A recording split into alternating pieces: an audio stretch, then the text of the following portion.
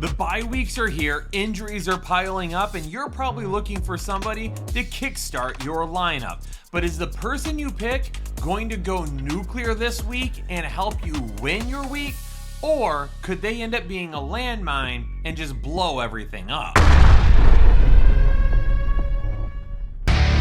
Headliner Nation, for today's video, I may have gone a little bit overboard. I have 21 players that I listed as a fringe start this week. And we're gonna try and figure out which one of these guys have the best chance at being nuclear players this week or being a landmine. And I gotta remind everybody once again, and Devin, I need your help in the editing process with this.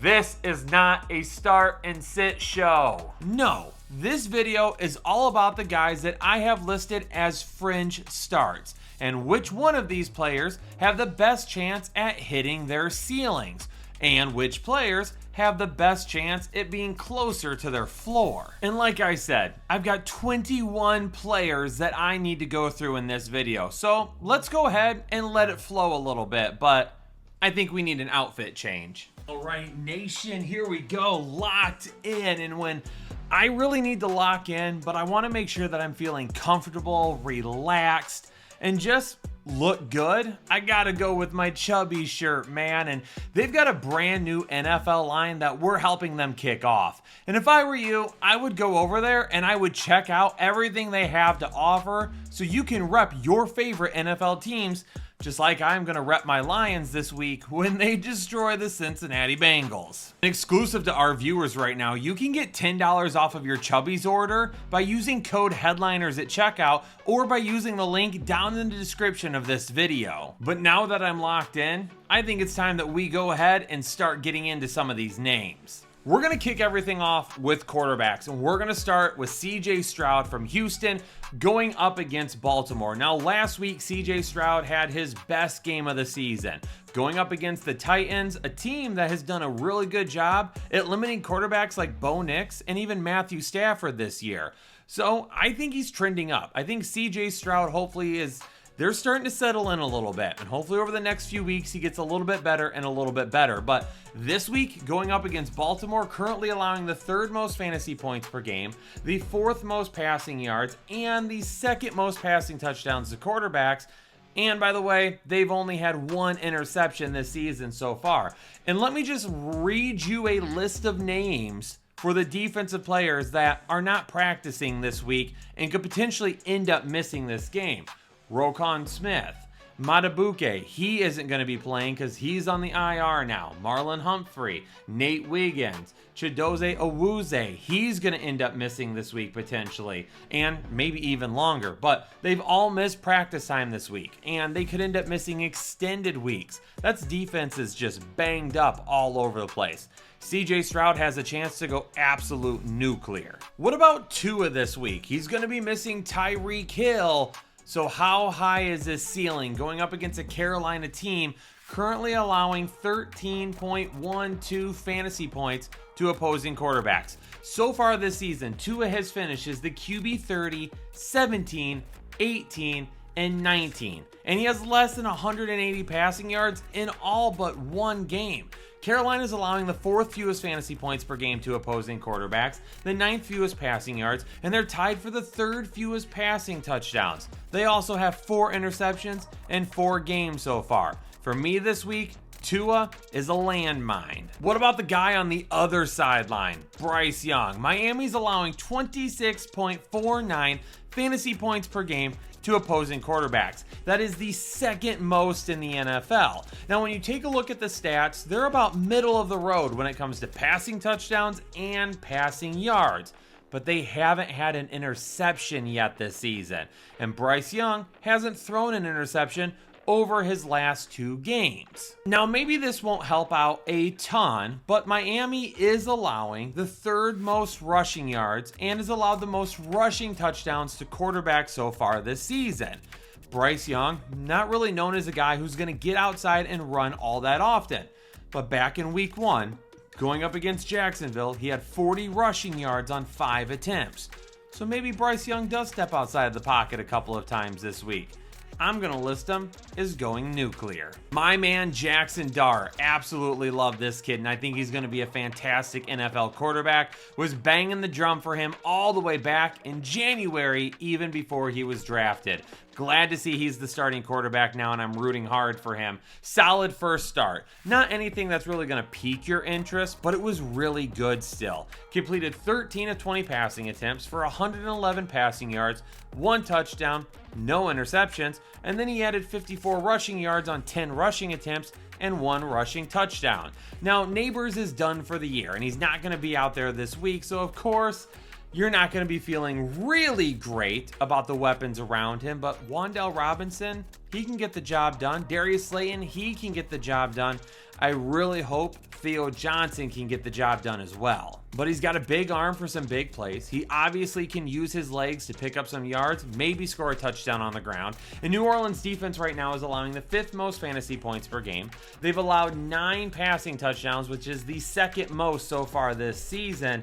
And in 4 games, they only have 1 interception. Let's go ahead and move on to our running backs now, and let's stay on the same team with Cam Skattebo. This week, again, going up against New Orleans, allowing 24.25 fantasy points per game to opposing running backs, which is the 9th most right now in the NFL. They've also allowed 5 total touchdowns to running backs in the first 4 games. Now, last week, Cam did worry me a little bit, and he didn't have that great of a week. Finished right around the low-end RB2 spot. It was the big drop in targets that does have me a little bit concerned, because with Russell Wilson, we saw him get eight targets the week before that. This past week with Jackson Dart, he only had 2 targets. Now, he has slipped into the top 24 running backs each of the last 3 weeks, and I think he can do the same thing again this week. But I also think that he has a chance to go nuclear as well. Let's move on to Tony Pollard, because I think I do need to address him real quick after a lot of comments that were left on the running back start and sit video. Because the main concern was, Kyle, how are you going to list Tony Pollard as a fringe start when Tyjae Spears is back? Hold the phone, ladies and gentlemen. Tyjae Spears isn't back as of yet. When you start the season on the physically unable to perform list, when it is time for you to come back, you can do so. And a window opens up that allows you to practice without being taken off the list in case something goes wrong and you're not healthy enough to return. And that's what the Tennessee Titans have done. They have opened up his 3-week practicing window at this point. Anytime over the next 3 weeks, he is allowed to return to game action. However, he has to return to a game in the next 3 weeks, or he's got to stay on the list. So while he is technically back, he's not back. And I doubt he plays this week. So for Tony Pollard, does that make him nuclear? I'm not going to go that far. Going up against Arizona, they are allowing the 8th most fantasy points per game. But they've only allowed 319 rushing yards over the first 4 games, which is 20th. It's the receiving yards that have been an issue, that have made the fantasy points for Arizona push a little bit further up. So for me and Tony Pollard this week, I do think you can still start him, and I do still think you're going to get low-end RB2 numbers. But he's much closer to having a floor than he is a ceiling this week, and that makes him a landmine. Even though it hasn't been announced yet, and maybe by the time this video comes out, it is announced, I don't think Bucky Irving is playing this week. And even if for some reason he does, I highly doubt he's a full participant. Rachaad White could end up having a very sizable week going up against the Seattle defense. Now, here's the thing. I also mentioned him as a start in the start and sit video. And again, a ton of questions. How are you going to start him against the Seattle defense, which is clearly one of the best ones in the NFL? And I get it. They are. I love my man Mike McDonald over there. I think he's doing a fabulous job.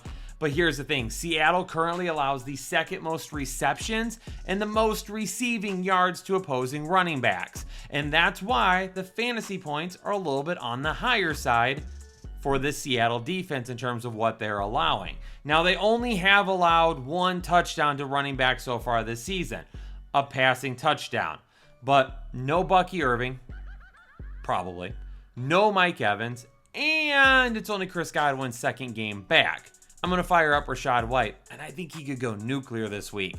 And coming from a guy that has not had a ton of positive things to say about Rachaad White, you might want to listen. What about Travion Henderson? Listed him as a fringe start, and I listed Ramondre Stevenson as a sit. So when I was asked about that, I just explained to everybody, hey, Ramondre Stevenson, still the starter, which doesn't make a ton of sense, but it is what it is. Travion Henderson has the big playability though, and he got a goal line carry last week, which resulted in a touchdown. So I think Travion Henderson is still trending up. But against Buffalo this week, right now they're in the middle of the road in terms of fantasy points per game allowed to opposing running backs. But they've allowed the 8th most rushing yards and the 3rd most rushing touchdowns. But I don't really know if that's where Travion Henderson fits into all this. Even after the 2 fumbles back in week 3, Ramondre Stevenson still played 28 snaps this past week. Travion Henderson, he only played 15. Now, Henderson probably has a solid floor right around 8 fantasy points this week, but his ceiling is not great because the one area that I think Travion Henderson is going to start helping the most in would be the passing game. But Buffalo does a good job at limiting the passing game to opposing running backs. We've seen Ramondre Stevenson catch some passes and do some good things through the air. At this point, Travion Henderson is a fringe start because he's got big playability, and I think he is trending up, but I also think he's closer to being a landmine this week. Let me go ahead and update this as of right now. Jordan Mason was a fringe start for me in my start and sit video. No shot that I play Jordan Mason this week. Number one, it's going up against Cleveland, who is allowing the 2nd fewest fantasy points per game, even after Gibbs had a really solid week last week. Because listen to these other names. Chase Brown in week 1, 43 yards on 21 carries. He scored a touchdown though. What about Derrick Henry in week 2, 23 yards, 11 carries? What about Josh Jacobs in week 3? 30 yards on 16 carries. What about David Montgomery last week? 12 yards on 9 carries. Not just that. Let's go ahead and add in the fact that the front line of Minnesota right now is banged up. The offensive line isn't feeling all that great. They have a guy playing center this week who has never played center before, and the guy next to him at guard is an undrafted free agent. Mason Graham is one of the highest graded defensive tackles in all of football right now. There is no way I'm playing Jordan Mason this week. I am out. Let's go ahead and wrap up the running back section with Alvin Kamara, going up against a Giants defense, allowing 24.25 fantasy points per game to opposing running backs. That's the 9th most in football right now. They're also allowing the 2nd most rushing touchdowns. 2 games this season, Alvin Kamara has only had 2 targets. In the other 2 games, he's had 5+ targets. That's what we need. For the New Orleans Saints, you got to start throwing the ball to Alvin Kamara more often. And Kendre Miller played well last week, and on the ground, he looked pretty solid. But I think this game against the New York Jets, it's going to be really back and forth. I think it's going to be a little bit of a sloppy game, and I think you're going to have to get Alvin Kamara involved more often than what Kendre Miller would end up getting involved. So for me this week, when it comes to Alvin Kamara, I like his ceiling. I think he could go nuclear. Let's go ahead and move on to the wide receiver position, and there are quite a few to talk about. Why? Because I'm sure that due to injuries and buys, there are some of you that are desperate for some wide receiver points this week. Let's kick it off with Jakobi Meyers. Las Vegas is playing Indianapolis. Indianapolis is currently allowing the 4th most fantasy points per game, the 3rd most receptions, the 5th most yards, and they've allowed 6 receiving touchdowns, which is tied for 2nd most. The first 2 games of the season, Jakobi Meyers on fire, 22 targets. The last 2 games, though, only 11 targets. But here's the thing. Indianapolis's offense has been solid with Jonathan Taylor and Indiana Jones. I'm not going to call him that. There's no way. And Danny Dimes. And the Las Vegas defense has not been great this year. So what am I hoping for? A far less amount of Ashton Genty than what we saw last week, and way more passing opportunities, which would be great for Jakobi Meyers and why I have him listed as nuclear. What about Darius Slayton? This is a guy that I think I told a lot of our members this week. If you're making a waiver wire pickup and you need to prioritize wide receiver, I'm looking at Darius Slayton. Last season, when Malik Neighbors missed weeks 5 and 6, Darius Slayton saw 22 targets, caught 14 of them for 179 receiving yards, and a receiving touchdown. Now, New Orleans is middle of the road when it comes to fantasy points, receptions, and receiving yards allowed to opposing wide receivers. But one area they are not middle of the road in is receiving touchdowns. And right now to wide receivers, they've allowed 5, third most in the NFL. I really think that Darius Slayton could go nuclear this week. I think he's a fabulous streaming option. Same game, different sideline, Rashid Shaheed for New Orleans. Right now, the New York Giants are allowing the second most fantasy points per game and the second most receiving yards and the most receptions to opposing wide receivers. Now, Rashid Shaheed is averaging 6.25 targets per game, and he's had at least 5 targets in every game so far. And the New York Giants are allowing 12.21 yards per reception. Rashid Shaheed is averaging over 10 yards per reception in every game this season but one. Another big play streaming option in Rashid Shaheed that I think can go nuclear this week. I've got a few bigger names that definitely are a little bit riskier that I'm going to be calling landmines this week.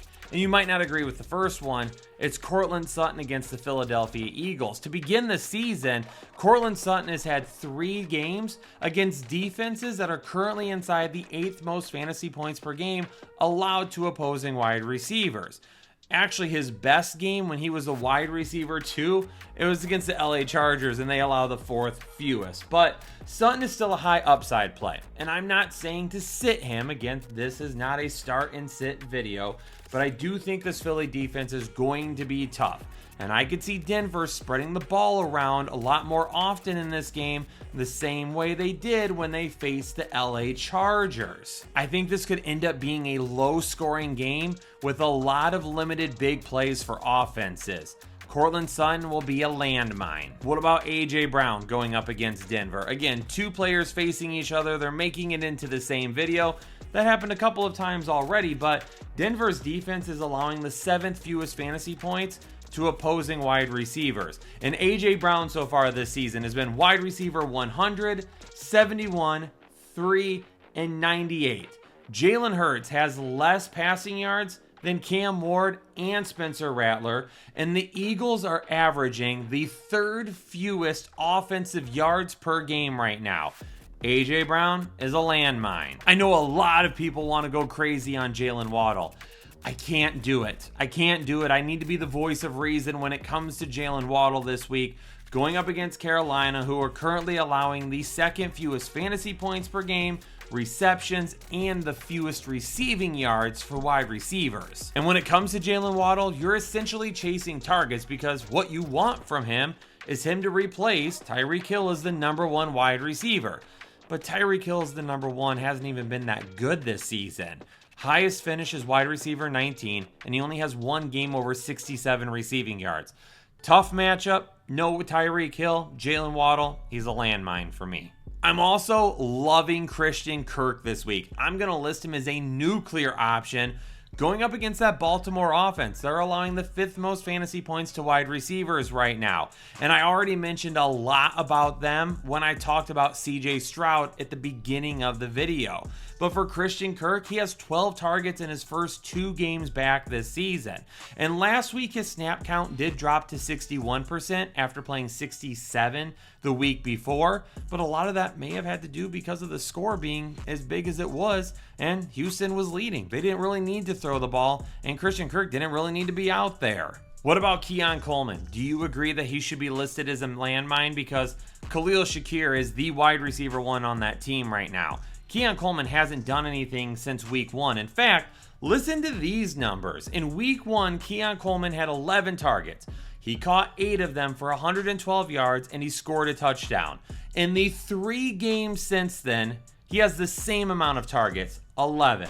He only has one more reception, 9, and he has fewer receiving yards, 91. And he hasn't scored a touchdown since then either. And this New England defense struggled to begin the season. Without Christian Gonzalez, they looked mediocre at best. But over the last couple of weeks, they only allowed a high of 34 receiving yards to Calvin Austin. And then this past week, they only allowed 62 receiving yards to Tet McMillan. Keon Coleman is going to be a landmine for me. I got to do it to Brian Thomas Jr., and I'm sorry. He's got to be a landmine. Kansas City currently allowing the 10th fewest receiving yards to opposing wide receivers. And we're just not seeing the connection between him and Trevor Lawrence at this point, man. I don't like... It's hard to even complete a sentence when talking about Brian Thomas Jr. because he's getting a decent amount of targets, but things are not clicking in Jacksonville with this offense, it feels like. And him and Trevor Lawrence need to be putting in extra work because they need to get on the same page. All right, I'm going to take just a couple of minutes to go over 2 tight ends real quick. And these are a couple of tight ends, both of which I think could go nuclear. And if you need somebody to replace whatever option you have this week, these guys could end up being the answer. Tommy Tremble, first up, going up against Miami, allowing the 3rd most fantasy points per game to opposing tight ends. Last week, Tommy Tremble played 75% of the snaps, with Jatavian Sanders being injured. He also scored a touchdown last week, which is great. But he had 6 targets in his first 3 weeks combined. Last week, he jumped all the way to 8 targets. Good matchup, and I think they're going to be looking to him quite a bit. And real quick, Zach Ertz, who probably is not on the waiver wire unless somebody got super frustrated with the last couple of weeks. But if you own him and you don't have one of the top options, I'm going back to him this week. Good matchup against the Chargers, allowing the 9th most fantasy points per game to opposing tight ends. But here's the big difference. Through the first 2 weeks of the season, when he had Jaden Daniels, he had 13 targets, 9 receptions, 90 receiving yards, and a touchdown. The last 2 weeks with Marcus Mariota, he's only had 7 targets, and he caught 5 of them for 59 yards. Now that Jaden Daniels is back, he is a top 12 option again. In Headliner Nation, hopefully this video has helped you make some lineup decisions to find the most upside. If you're in a situation where you need somebody that could absolutely ball out this week, this is the video to try and help you find that person. If you've got one of these guys in your lineup and you're thinking to yourself, they've got a lot of upside, but I've got someone on my bench that may be a little bit safer, you could end up swapping them out if you feel like that's what your matchup and your team needs more. Again, it's not a start and sit video. It's about finding upside and then trying to decide, is it realistic to chase that upside or not? Hit the like button for me. Subscribe if you're new here. Turn on the bell notifications. Think about becoming a member. All of the good stuff, nation. I hope you all stay safe and healthy, and I'll catch you on the next episode of the Fantasy Headliners. Analytics off the chain, other channels not the same. Jake and Kyle, you know the name. Headliner Nation, we running the game.